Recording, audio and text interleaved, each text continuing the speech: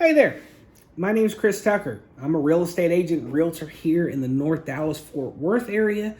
I'm a part of the Courtney Benson Property Group, and we work out of the Colwell Banker office in Plano, Texas, which is located just north of Dallas proper.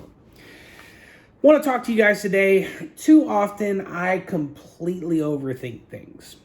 Now, when it comes to doing videos, when it comes to doing this, I'm like, man, I need perfect lighting. I need this camera. I need this set. My hair doesn't look right. I completely overthink things. And oftentimes that prevents me from just jumping on here, doing a video, giving some information. The main thing that I want to do, if you follow me, I am passionate about being a homeowner. I 100%, it is gospel to me, believe that the best way to build wealth for your average person is buying a home. And it's been shown, if you take the exact same person, the exact same income, exact same job, exact same area, exact same everything, but the difference is this person is a homeowner and this person is a renter. Over the course of a 10-year period, the homeowner will have 44 times the net worth of the renter. Meaning if the renter over that time has saved $10,000, the homeowner is going to be somewhere in the range of $400,000 to $450,000. Big numbers, right? Huge. In addition to that, I believe in the value of homeownership as a control method for your personal finances and just where you live. It's really nice to own the roof over your head and just the sense of like, I did that, I own a home. That's kind of part of the American dream, and a lot of that stuff has slipped away. A lot of that stuff has kind of went by the wayside, and it's stuff that our grandparents did, but maybe we don't have the opportunity to do. Buying a home is still one of those goals. In addition to that, it provides stability, not only for you, but if you have kids or family members, it provides that stability. It provides a sense of community. It allows you to get involved in your town, city, county, whatever municipality that you're in, but your neighbors. If you've got kids in school, usually they grow up with other kids. That contributes to better grades, which leads to more success down the road. On top of that, home ownership, the price of homes usually outpaces inflation. So what that means is when you put your money into a home, like right now we're talking about 8% inflation in the U.S. economy. Homes this year have jumped up around 20%. It outpaces inflation. So if you bought a home versus keeping that money in the bank, that money gets stretched versus just keeping it in a bank account where it's worth 8% less. Homeownership provides a ton of things, and there are a lot of people out there that are going to talk to you about it, and there is a ton of misinformation. One of the biggest facts, if I knew how to edit videos right now, I'd put a little pop-up bubble right here that says myth number 1. The top myth that I hear when I talk to somebody as a first-time home buyer, when they say, hey, Chris, I know you sell homes. I don't really know what I want. I don't know where to start, but I know that I'd like to see about buying a home. How much is it? What can I afford? How do I do it? Where do I start? Where does my credit need to be? Blah, blah, blah. Myth number 1 is that you have to have 20% down to buy a home. And that's absolutely not true. For first-time home buyer programs, we've got programs that go down all the way to 0 money down for like your VA USDA loan, 3% for an FHA, 5% for an FHA. There's even a 3% conventional. There's home buyer grants, which you don't have to pay back. There are down payment assistance loans, which essentially finance the down payment for you.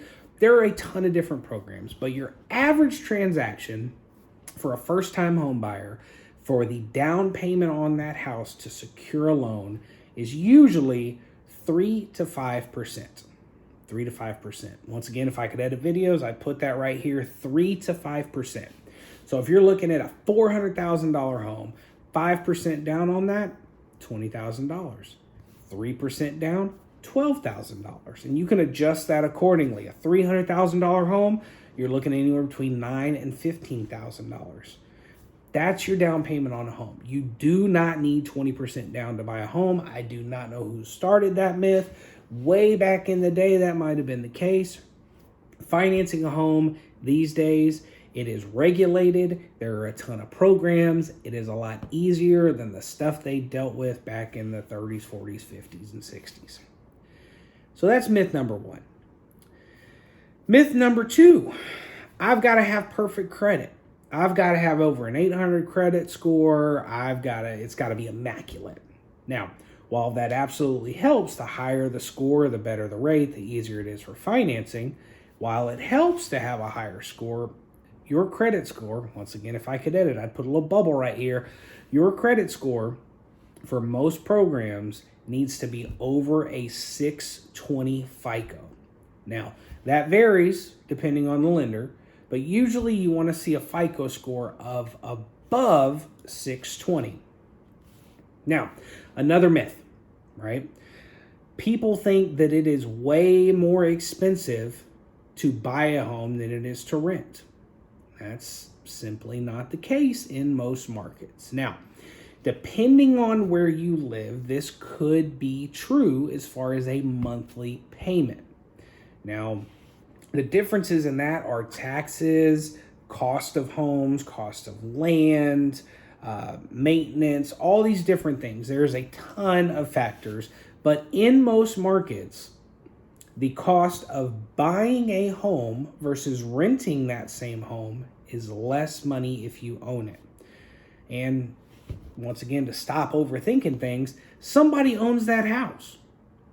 Somebody that rents it to you, they're not going to rent it to you for less than they're paying for the house. They're going to rent it to you for more. They're going to tack some on there.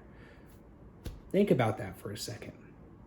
I am a firm believer in the gospel of homeownership. And you're probably saying, oh, Lord, here we go. Well, this is the gospel of homeownership for me. Some of you guys know my backstory. I was raised by my grandparents, did not know my parents growing up. We grew up more on the lower income side. And in 2005, my grandparents had taken out a home loan. My grandfather got sick and we lost that house. And it was one of the biggest blows ever to me.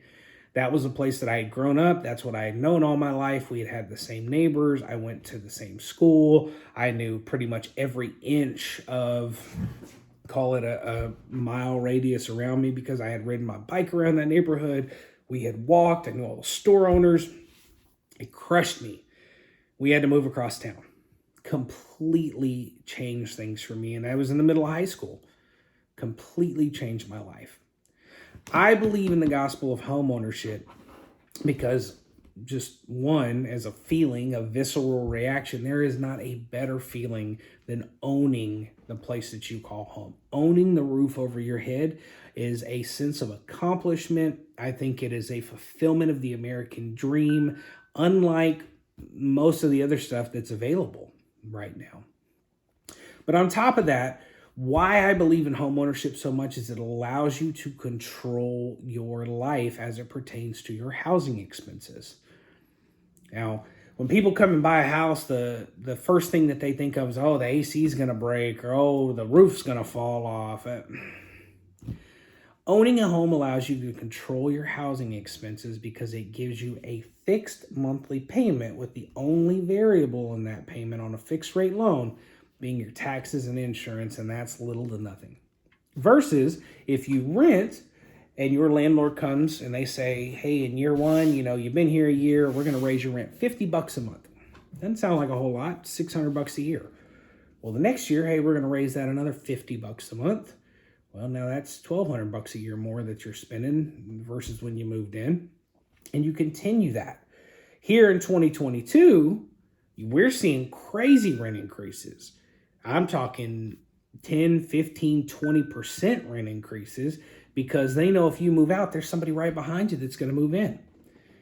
Whereas a homeowner, that you bought a house, your payment is exactly the same as it was before for the exact same spot. Plus, you're building equity. Now, on top of that, let's say you bought a house 3 years ago. You bought that house for $200,000. Based on this area, there's a very good chance that that house is already appreciated 35% on top of what you bought it for. That's $70,000 at a $200,000 home, or more depending on what areas you're in. I truly believe that homeownership is the key to building wealth for your average normal American. I think it allows you to control things. I think it helps in ways that you don't even think of. Knowing your neighbors, security, building a network, building friends, social life, getting to know people at that restaurant down the street, knowing that store owner, all those things that I mentioned. But on top of that, if you have children, it is such a big deal because when you grow up in a home that is owned, it is shown that those kids have a better social life, they have better grades, they have more of a sense of community and fulfillment. They're usually involved in sports, which not only helps with health, it helps with mental health, it helps with success, it helps with your odds of getting into a better school, building a better career, meeting other people, versus somebody who rents that maybe moves around a lot and they don't build that social net. They don't grow up with the same kids. They don't grow up with the same families. It's a different ballgame. Home ownership is important. There have been studies that show that if you take the same person, same exact scenarios for everything else, you've got one person that rents and one person that owns. You take that, you fast forward 10, 15 years, the person that owns a home, their net worth is going to be 44 times that of the person that rents. Meaning if the person that rents has saved up or acquired $10,000, more than likely that homeowner is going to have something in the range of $400,000 to $450,000. It's big numbers, right? Home ownership. It's very important. So if you watch this far and you say, hey, listen, I would love to buy a house. I have no clue what I can afford. It all seems really expensive. I don't know where to start. What do I do? Well, good news, that's where I step in. I'm licensed here in Texas. And if you're seeing this, if you know me and you're like, I just don't know where to start, message me. I throw my phone number up on the internet all day long. In case, if you need it, it's 469-790-3004. 469-790-3004. That's my cell number. You can text me right now. You can call me. I want to help you get into a home. If you're here in the Dallas-Fort Worth area, I can help you myself. But if you're not, get in touch with me, and we've got a network of agents across the country. I've got a network of lenders across the country that can help you. We can get you with a person who knows their market, who is successful, who is going to put in the time, effort, and what it takes to get you into a home. But if you want to buy a home, where do you start? Well, the first thing you need to do is you need to find an agent that you trust and can communicate with, somebody who's active in their market, somebody who knows what they're doing. There is a ton of agents out there, and I say all the time, real estate agents are like tattoo artists. There's usually one on every corner. Everybody knows one. Everybody knows where to find one. But just because you do it doesn't mean you're good. Find somebody who knows the market. Find somebody who is selling homes, showing homes, somebody who has a team of people behind them, not just somebody who sells one house a year and pays a bunch of money to keep a real estate license. Find that person.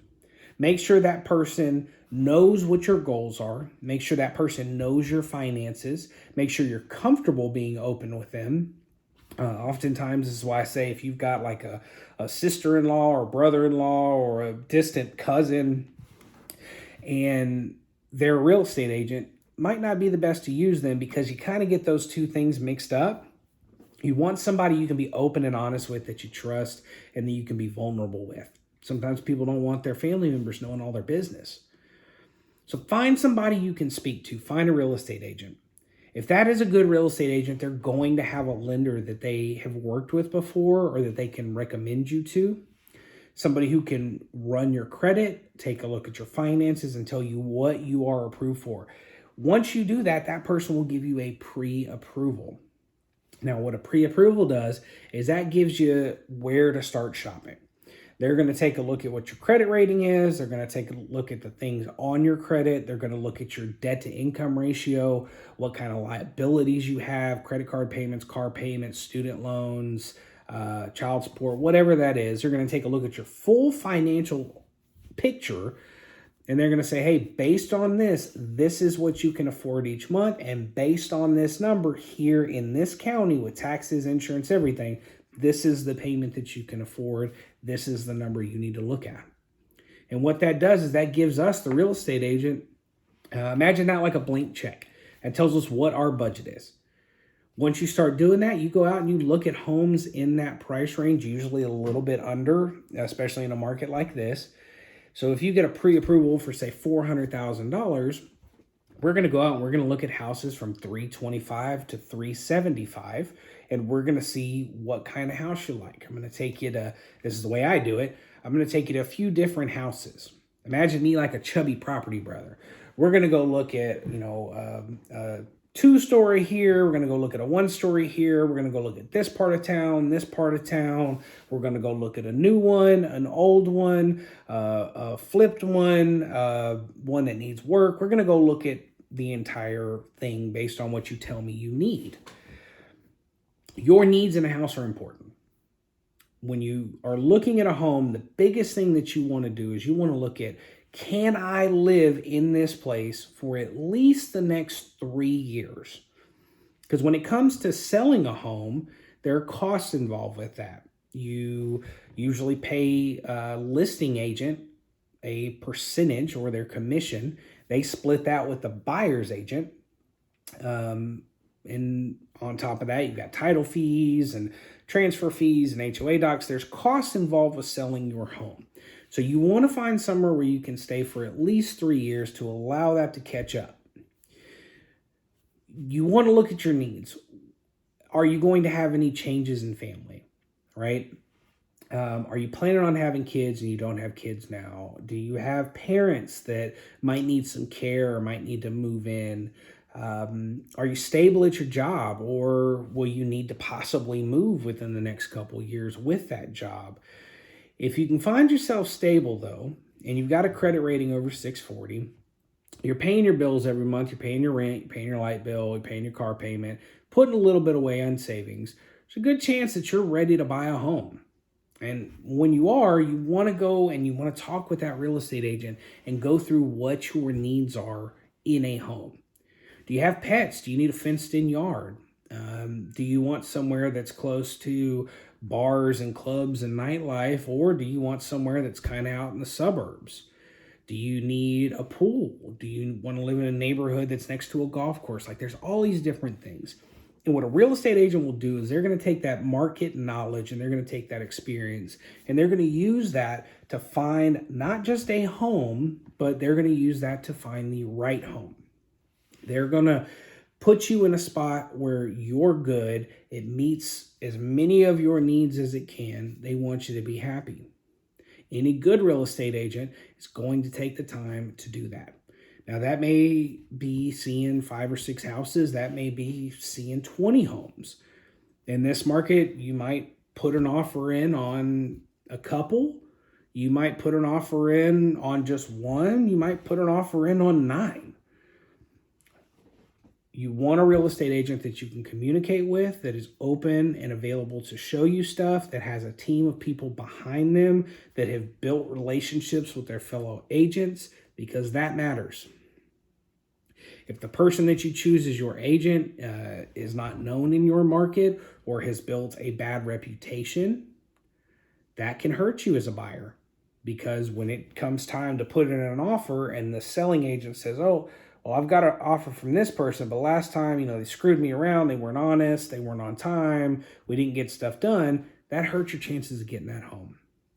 Your real estate agent matters. Your loan officer matters. Your loan officer Their job is to run through your finances. Their job is to look at the entire situation and get you secured financing with the bank, fully underwritten. That way on closing day, usually that closing date is 21 to 40 days out from when you put your offer in. You want to get across that finish line where they are paid for the home and you get the keys. You don't want to run into an issue a week before closing and then all of a sudden the whole deal's screwed up and you have nowhere to go and you got to be out of your apartment and it's like, So that's why having a good agent is important. That's why communication with that agent is important. And that's why it's important that you pick an agent that is active and knowledgeable in the market that knows a team. They're going to get you with their group of people that they have worked with. You're open to use whoever you want, but a good agent's going to have a team of people that is solid, that they work together and they vibe. That's what they do. They're going to get you from point A to point B. As you go through this, once you put an offer on that home and you get under contract, meaning when the seller has accepted it, you go and you do your inspections. Usually that's 3 to 7 days during that time frame where you can do your inspections and back out if you find something crazy. If it looks like the roof's going to fall in, you have the opportunity to back out of that contract. After the inspections are done and after your option period is done, that period that you can pull out, that's when you go through escrow. That's when you're under contract. That's when a house is pending. During that time frame, you're pretty much, the sellers are getting ready to move out of the house if they haven't already. You're starting to get quotes on insurance. You're looking at utilities, when to turn those on, when the seller needs to cut those off. Your lender, your finance person is going through making sure they have all the documentation needed from the bank to secure that financing. There's a lot of things that happen behind the scenes, a lot of communications with repairs or time frames that happen between agents. But during that time, I tell people that's the uncomfortable sit on your hands time. That's the hurry up and wait. Usually 21 to 40 days after that contract is in place and both sides have agreed to an offer, that's when you go to the closing table. Now, it's negotiable what title company you use, who pays the closing costs, who pays for title insurance, those kind of things. But there are some various fees in there. And let's say as a buyer, if you were to pay all of those fees, usually it's around an extra 2%. But in a normal market, those are usually split between the sellers and the buyers or worked out in the price of that home. Once you get done with that, once the seller has gotten their money and you have gotten your keys, you are now a homeowner. Now, there's some stuff that happens in the middle of that, but that's pretty much the process. And if you've watched this entire 22 minutes and 59 seconds so far, there's a very good chance that you are now prepared to buy a home and know what to expect. Now, in the middle of that, there's looking at homes, there's liking homes, there's loving homes. I always tell people buying a home, looking at homes, searching through those homes, going on showings. It's a lot like online dating. You can look at pictures on the internet. That doesn't mean that's what it looks like in person. Also, you can't smell a picture. You don't know through a picture whether they had cats, dogs, how the home was taken care of. People are really good at Photoshop these days. So you could see something online. You're like, oh my God, this is the perfect house. And then you get there and it's the size of like a shoebox. So your agent is important. If you're here in the Dallas-Fort Worth area, I want to be that agent for you. If you know anybody here in the Dallas-Fort Worth area, friends, family, coworkers, whoever, anybody that's moving to North Texas, I want to help them. But if you're not here, I'd still like to help you too. We've got a network of agents across the country with Coldwell Banker. I've got lenders, title companies. We've done some moving around and we've met some people. So we know these people, we see them, we work with them, and we want to get you with somebody that cares about you. We don't just want to find you a home, we want to find you the right home and the perfect home, a place that you love to live. Our job is to get you moving and to do that with as little stress as possible. So that's what we want to do for you. We want to be the agents that find you home. We want to be the agents that help you through the process, and we want to get you to the finish line. So if that's something that you need, feel free to reach out. If there's anything you want to know about as it pertains to the housing market, please let me know, because I need ideas for videos and I need to just shut up and do them and quit overthinking. So with that being said, we're about to hit the 25-minute mark. I appreciate you watching. I want to be your agent. Talk to you soon.